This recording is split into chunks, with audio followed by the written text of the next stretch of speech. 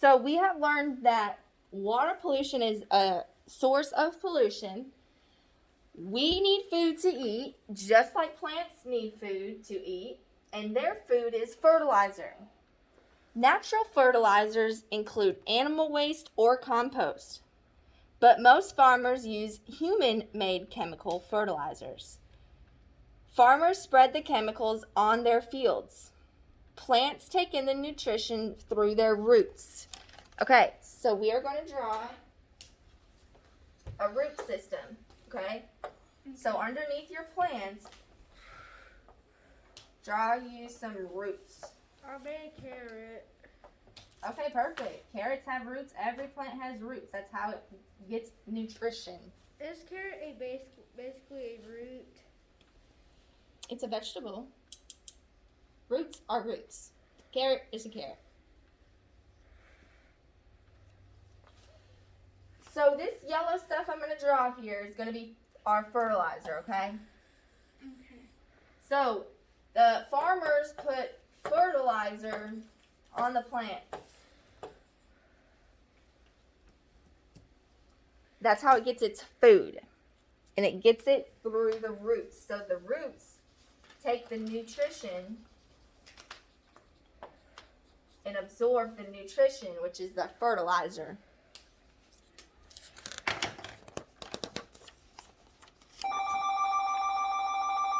But not all of the fertilizer is taken up by plants.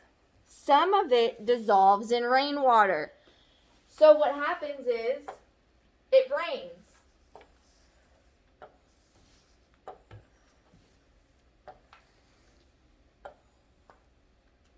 Remember how we said the rain goes into the ground, right?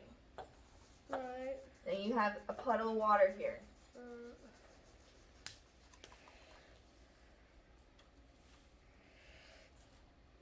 So just like we have a field, the rain and the fertilizer are going to get wet. Water. This plant does not take in all the fertilizer that it's sprayed on it by the farmers. When it rains, the fertilizer and rain get washed away. This is called runoff. The water runs off. Okay? I think I learned that in science. So as you're drawing your rain, you're going to then make a puddle here. So here is your puddle. So when it runs off the field, it goes into nearby lakes and rivers. So here is a little, we're just going to put, this is a lake or river. So you guys are really just drawing what I'm drawing so you can understand what water pollution is.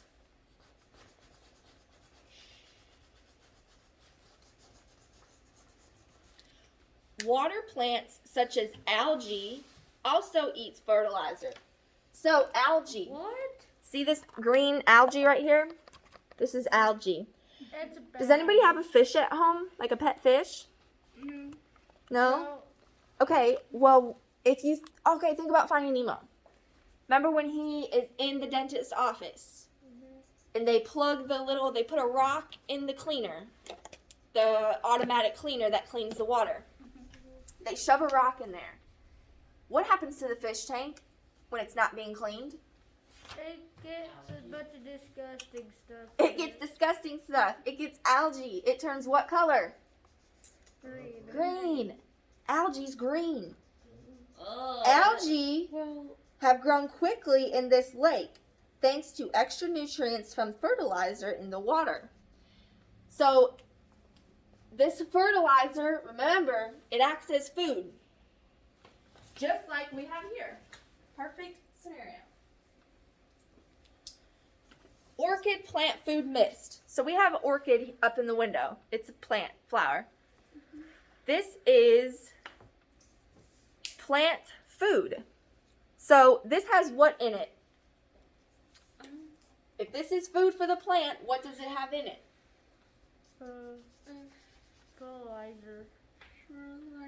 Fertilizer, good. I heard you all saying it. So when this runoff, the water runs off the field into a lake or river, is there still yellow fertilizer in here? Yeah.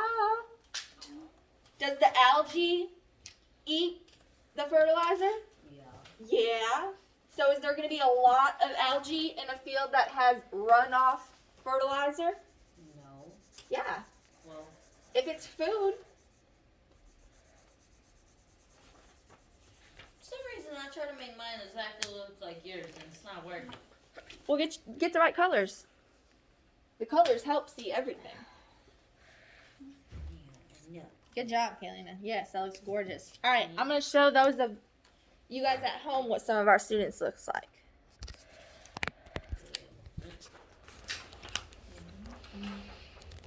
Very nice.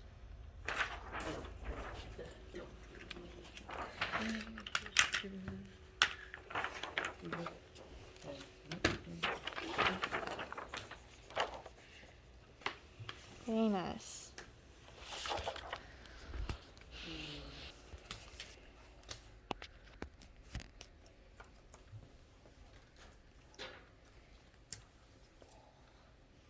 Pesticides are another source of water pollution. These chemicals kill the weeds, germs, and insects. In the United States alone, farmers spray more than 1 billion pounds of pesticides on their crops each year. During spraying, so this farmer right here has a little sprayer. You see the little stuff coming out of the sprayer. This is the chemicals that kill the weeds. It kills germs. It kills insects that harm the crop. Like some of you guys do corn as your crop. Don't you think there's going to be other birds or little bugs that come along and want to eat the corn that's on the on the plant in the field? Yeah. Well, in order to stop that from happening, the farmers spray it. So when those bugs go and eat that crop, it don't like it.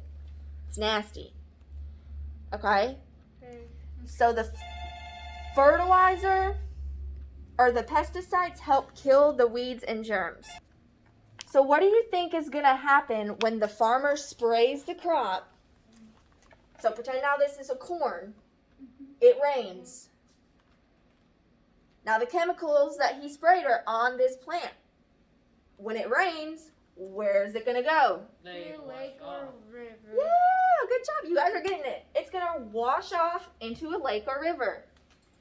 What is this going to do to the fish in the river? Take Die. It's going to be bad for them. The chemicals that kill the weeds and the insects that harm them are not going to be good for the fish. Two different type of lifestyles. You got your field and your crops, and then you got your aquatic, which is your fish, your water animals. It says pesticides. All right, during spraying, droplets of pesticides are carried off by the wind. Wind is another one. So say it's windy, and the fertilizer gets sprayed all around. So it's not always going on the plant, it's also in the air. Yeah. And then it kills animals. Later, these droplets fall into lakes and rivers. Pesticides also run off the land into nearby bodies of water. In the United States, 85% of farmland gets sprayed with pesticides. Effects of water pollution.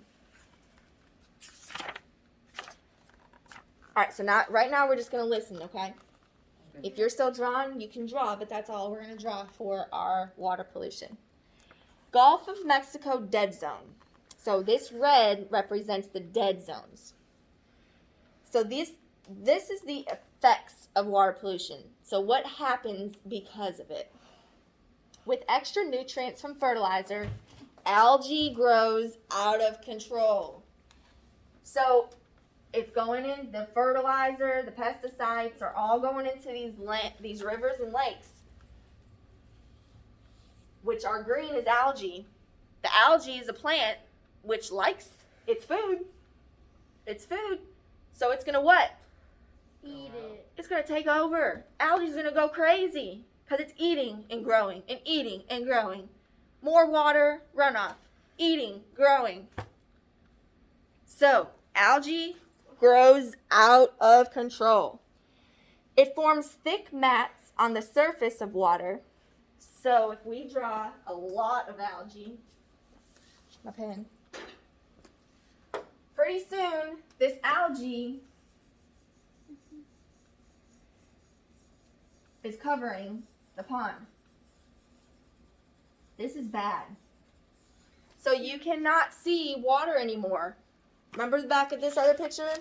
For some reason I was swimming in algae. Yeah. All you see is algae on top. It says this blocks the sunlight. So if it's sunny, That's want to block the sunlight so the water doesn't want to get cold. it can't go through the algae. So it's blocked. The mats block sunlight. They also use up oxygen. So when this is covered, you guys, this is why fish, like fish tanks, don't have a lid. If they have a lid, it has a little hole that you can still get the fish to breathe. But if you were to like put a fish in a Ziploc bag, like the little girl on Finding Nemo, right? She gets a fish, fishy, fishy, fishy. Shake it. She has to go home and put that fish in a tank. You cannot leave it in a baggie or a Ziploc or a Tupperware because it can't breathe. But how can't fish breathe? I thought the water has oxygen in it. It does. But the algae, that's why this is bad. That's why it's pollution. This algae grows and it acts as like a lid. It seals it up. So the fish down here, what? It can't breathe because the algae is blocking it from our water pollution. Are you guys getting it?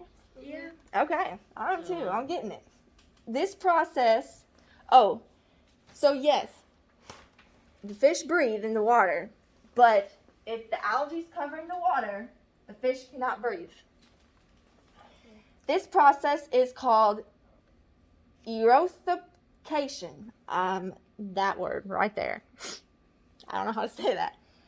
It creates areas called dead zones. What we're going to draw. See if you can draw this. We're going to draw a skull. Like a poison skull. So this fish down here, it's sad. For some reason when I try to draw a skull, it just looks like a flayed monkey. The dead zone is where plants and animals cannot live. So this is bad. I spelled toxic. We're not writing toxic. We're just going to write this. We're going to draw. So you draw a circle. But don't close it. Then draw you like a little rectangle. So it kind of looks like a mushroom a little bit. Yeah, technically it does. Okay? So we have our mushroom. Next, I'm just going to draw lines out of here. And that's going to be our skull. Our death. Okay, that does look like bones.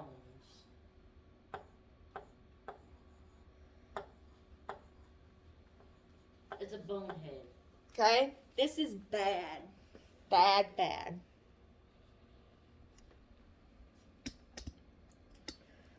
Dead zones. Just like in our red here, we have dead zones where plants and fish cannot live. So if this is happening, you see a pond or a river that's full of algae, you can probably guess there's not very many fish because it's a dead zone. It had too much water pollution and algae grew out of control. One dead zone in the Gulf of Mexico covers more than 3,800 square miles. That's the area bigger than Delaware. So bigger than the state of Delaware is this dead zone. Pesticides in water are taken up by insects, foods, and fish.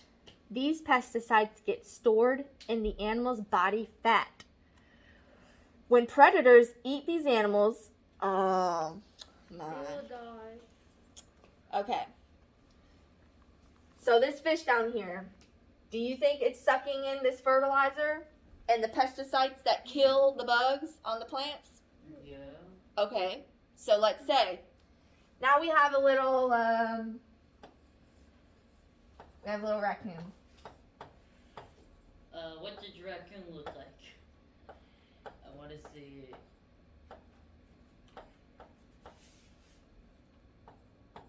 It's not the greatest, but you got some sharp claws. All right. Now we have a raccoon come along. That looks more like a cat.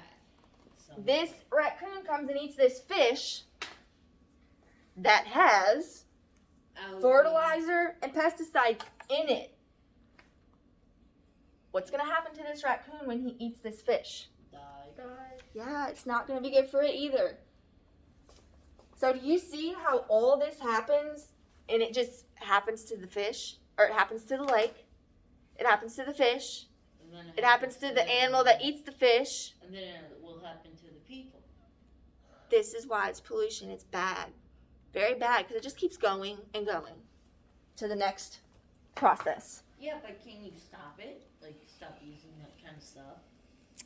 Well, we can maybe try to find other options that are more natural. Yeah. But see, that's what farmers use it. Farmers need that stuff. Like cow poo. So it's really just, yes, you're right. That's exactly, good job. That's exactly what this is saying. So yeah, cow poop is fertilizer. So they could use other options that are more natural.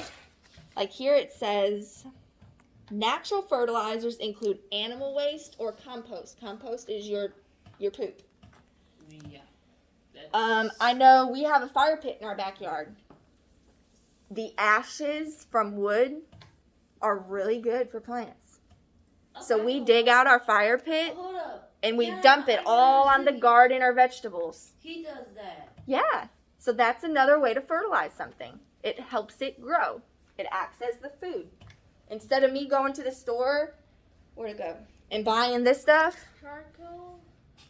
So a farmer goes and sprays. Yeah, you could use this. Is it going to be good? No, because all of that's going to happen. What is that stuff? It's orchid plant food.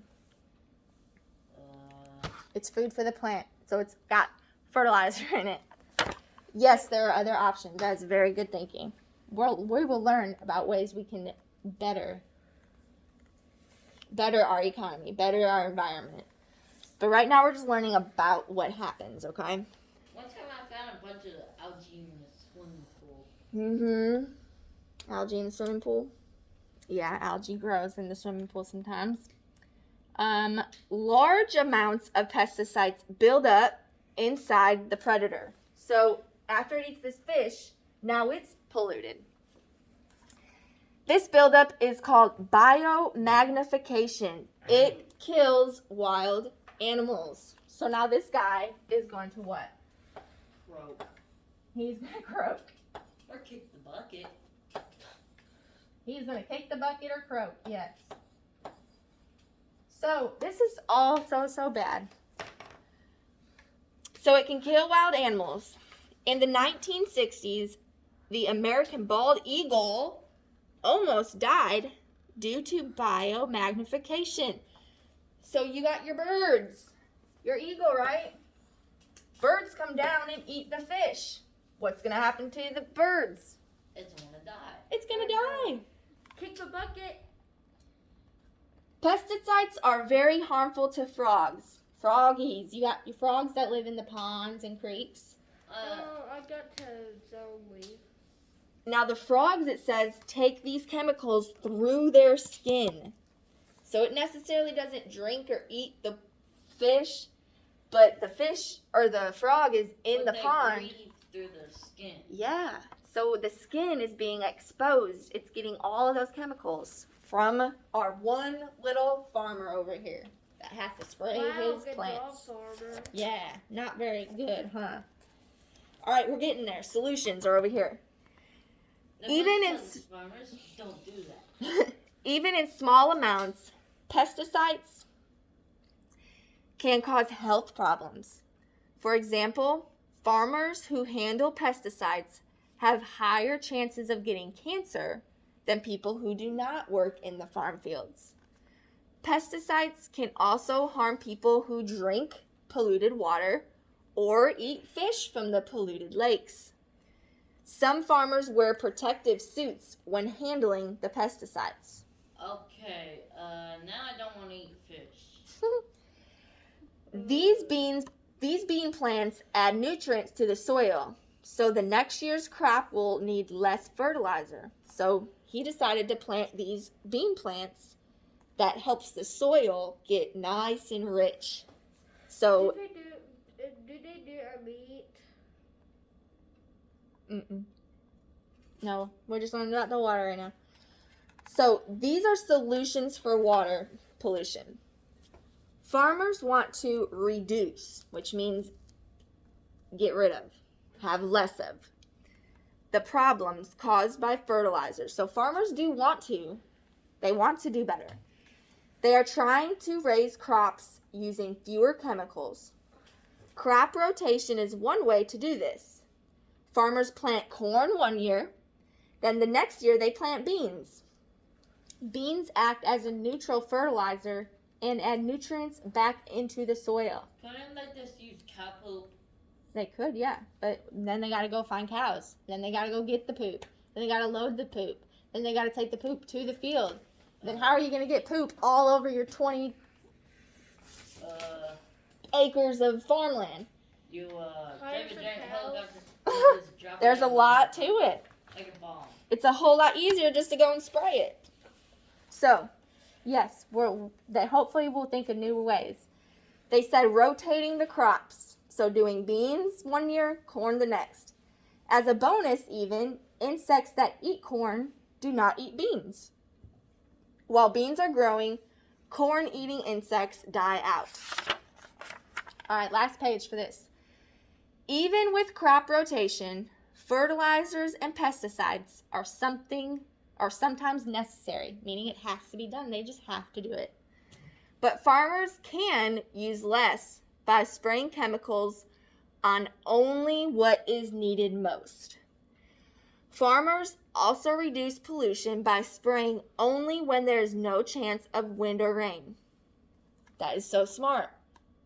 Just like I go out and spray my weeds. I go around with my little sprayer and kill all my little dandelions, all the little weeds growing in my sidewalk. I spray. First, I check the weather. Do you think I'm going to go spray outside if it's going to rain that night? No. Because what's going to happen to all the plants that I just sprayed to kill them? Wash away and then Wash away, maybe getting pollen or All that's going to happen, right? Right. So I'm going to check the weather. So it said farmers check their weather. So maybe there's a whole week where there's no rain in the forecast. Okay, I'm going to go spray. Because that means Something bad's going to happen. the fertilizer can be soaked into the plant, into the roots, and it won't rain. It's just going to suck it all up. So planning is really important in farming as well. So that is it for our water pollution today. Tomorrow we will go to number 2 with air pollution. So make sure that you have this all drawn correctly. This is a beautiful picture of what water pollution is.